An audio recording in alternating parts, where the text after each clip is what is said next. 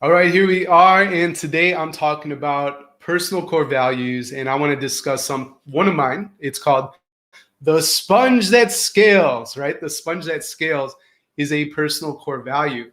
Now, that may seem and sound strange to you, but I assure you that it's quite, relevant and interesting and important, to me. When it comes to the sponge that scales, this is a personal core value. And what it means to me is that I continue to scale myself as a leader, as a human being, as an individual.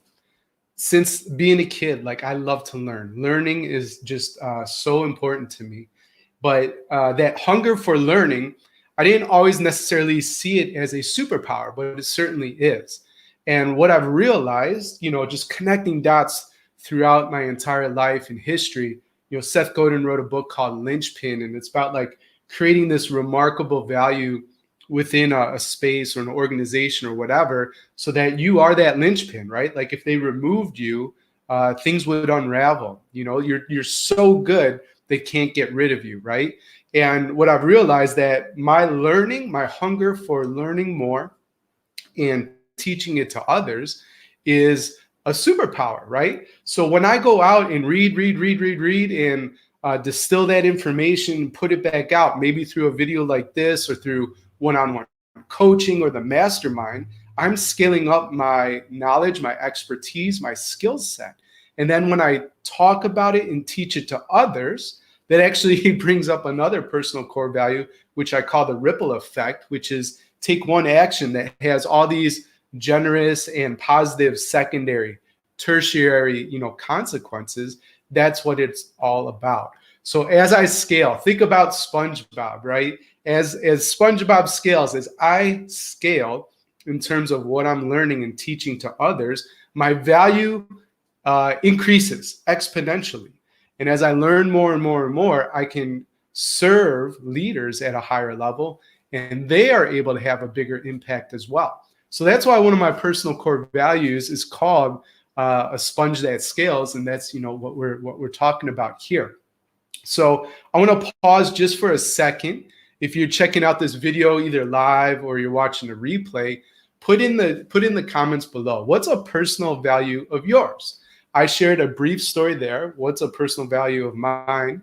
I call it the sponge that scales. And I'm super curious, like if you have one, and I promise if you put a comment on there, I'll get to it in the replay. But what is a personal value of yours? Okay, so that's all I want to say about the sponge that scales. But I want to come back to now a different sort of idea.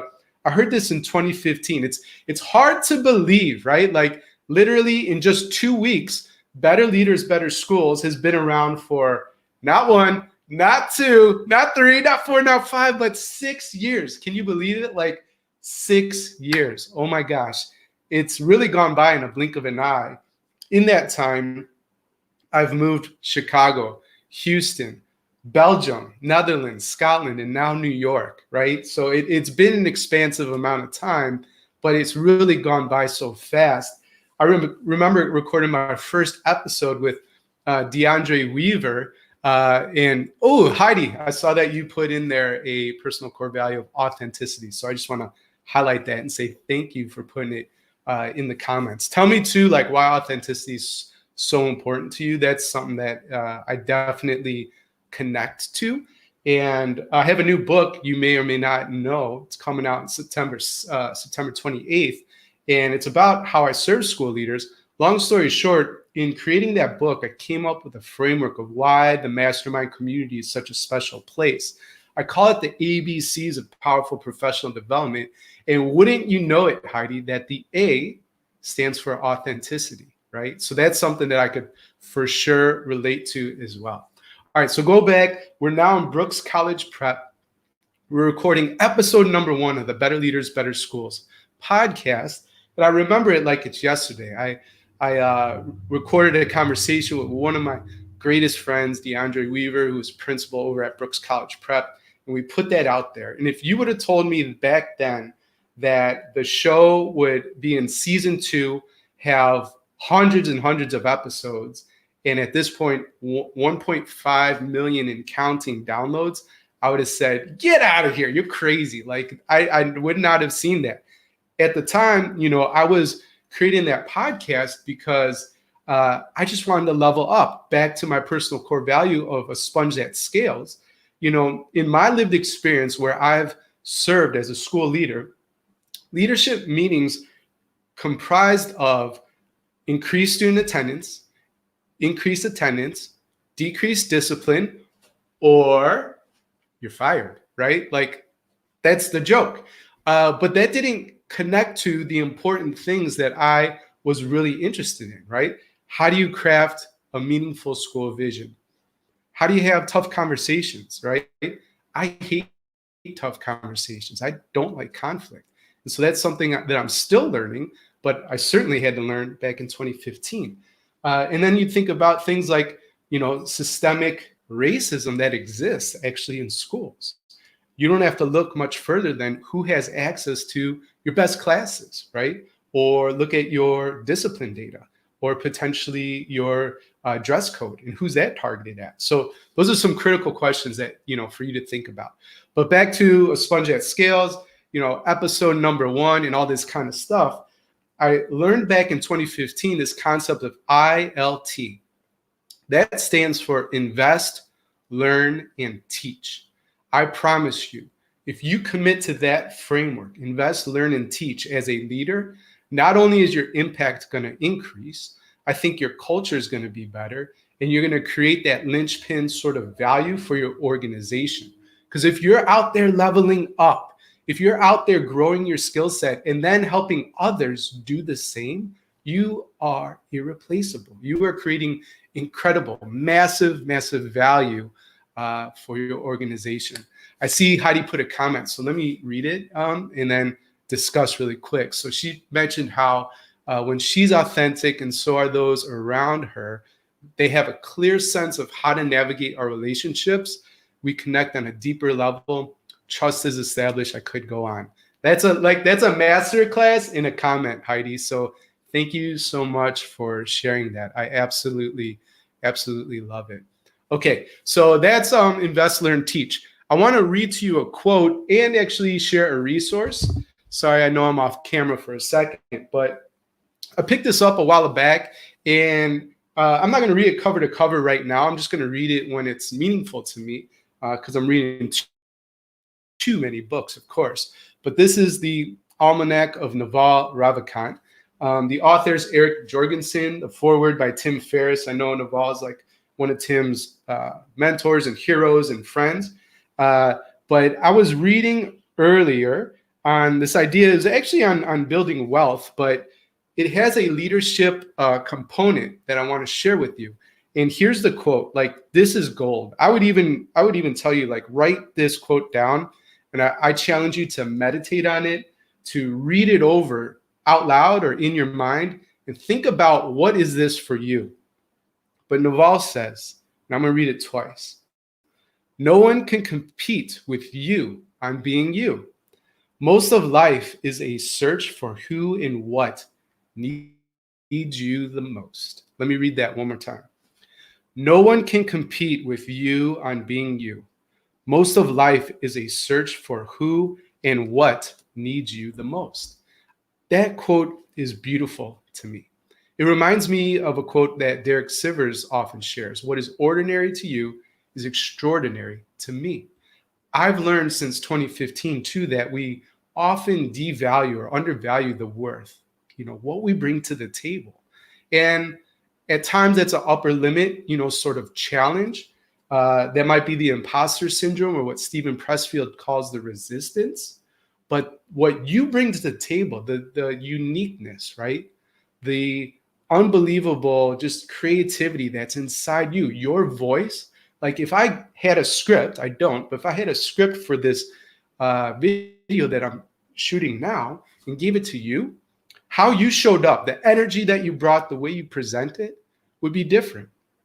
And it would be awesome, right? Because only you could do it in that moment. So that's something that I wanted to share there in terms of Naval, and for you to think about and maybe put it in the comments as well. When you think about like no one can be or bring to the table what you bring. What is that special quality that you want to offer to the world, right? And are you doing that? That's something that I'm thinking about. Another question I do have for you, though, I am always like, I'm the sponge that scales, like we just talked about that in Invest, Learn, Teach. So what's a great book that you're reading right now?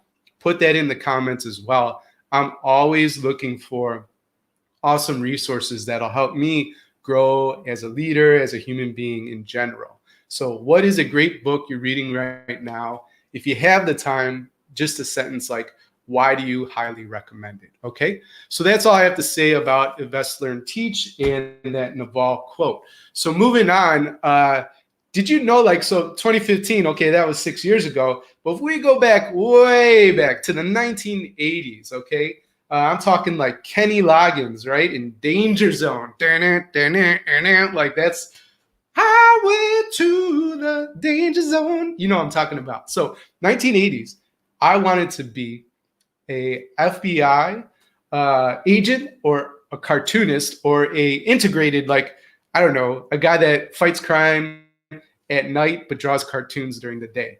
That's why I wanted to be, like, way back in the 1980s when I was growing up. And that's interesting because I am not that now, okay? I still like to doodle a lot and I draw, and I actually, when I can create the time, I love making personalized postcards for clients, and I draw them and I do, you know, like watercolor, and I ship them out. That's super fun for me. But as I grew up, right, I wanted to become a professor. And there's a method to my madness why I'm sharing this story. I wanted to be a professor because I wanted autonomy in my schedule. But going back to the sponge that scales and ILT, I thought if I could just read a whole bunch, write a lot, and create content, is how we talk about it these days, and have autonomy over my schedule, then that would be a dream job. So I moved from the FBI agent, the cartoonist thing, and then to the professor. Like, that's what I wanted to be. And what I realized, I am a professor. I'm the professor at Better Leaders, Better Schools. So I'm not really, you know, connected to any university. Although now, if you listen to the podcast, Harvard and the Certificate of School Management and Leadership, they sponsor the podcast. But anyways, like, I don't actually officially work at a university, but I still am very much a professor. I tell you that too, which is super cool because recently coaching with the Alt MBA, which is an incredible program, back to Seth Godin, like he created that program. They gave me the nickname, the professor, which is just amazing. And so that's actually another question that I have for you. Like, just want to get to know you a bit better. So did you have a nickname growing up, or do you have one now as an adult? Okay, that's something that I'm super interested in. Going back to the comments, I see Stu talked about Pink Goldfish 2.0, so I think that might be a book recommendation. Thank you, Stu. I'm going to check that one out. And then Heidi's talking about quality she wants to offer to the world as being open-minded and curious. Heidi, like, we're speaking the same language. Like, you are awesome. This is good stuff for sure. So thank you for sharing that, and very curious about nicknames. All right, moving on from nicknames and wrapping up too. So a sponge that scales, like, that's, I think, creative. It's unique. I bet you're going to remember that I talked about that. Now, contrast that with, I could have said my personal core value is learning, right? And there's nothing wrong with that, right? Saying, like, I love to learn, I'm hungry to learn, etc. But when you talk about sponge that scales, or you talk about SpongeBob getting bigger, like, that plants a seed, it creates a visual, and it makes a core value, in my opinion, sticky. Meaning, since there's a story behind it, since there's maybe a metaphor or an illustration, it gets implanted somewhere deeper into your brain as you're watching this video. And so as a leader, I want you to consider your organizational or personal core values, and how could you make them sticky? How can you make them more creative and unique? Put a story behind it and paint a picture about your core values so that those that you lead, in terms of boundaries and how we operate as an organization, they have a better sense of, like, who you are, right? So put some thought into that in terms of, like, creating and defining your sticky core values. Maybe I'll do a video on that, like, going deeper at a different time. If I connect that to also my work at Better Leaders, Better Schools, in the mastermind, all our cohorts, we have nicknames. Okay. So there's the no pockets. And that came from an actual discussion we had when a female principal talked about, where do you put your keys, your radio, cell phone, like all this stuff? Well, all the guys in the group are like, our pockets, right? Suits have tons of pockets. If you wear cargo pants, and you should not wear cargo pants unless it is like the 1990s or early 2000s, you had plenty of pockets to put all your stuff. Now, the woman's experience as a principal is different, and a lot of their clothes just don't have the same type of pockets. And so from there, we created the name of the cohort, No Pockets. We also had the purple cows. We had the free spirits. We had the guiding principles. We have Anova, and so on. And so part of that is naming a group. So not only is it sticky core values, sort of like, being creative and unique and all of that, but it also builds culture, right? There's a real sense of ownership within our mastermind cohorts because we've named them something unique. And what I want to end with is just speaking of, learning, speaking of nicknames and all this kind of stuff, and speaking of culture, I am offering a September 6th, a free challenge. It's 5 days. The promise to you is that if you have a school that's struggling, right, you can take it from worst to first, or as Jim Collins says, from good to great, going through this 5-day free challenge. And so let me put the URL here. I'll also add it to the comments later on in the description. But basically, even if you go to the website, betterleadersbetterschools.com, and put in Culture Bootcamp, you're going to find it. Like I said, super, super duper like experience. It's free. It's 5 days, just all value. I'm here to serve because my just cause is to connect, grow, and mentor every school leader who wants to level up. Hey, it's Danny, Chief Ruckus Maker over at Better Leaders, Better Schools.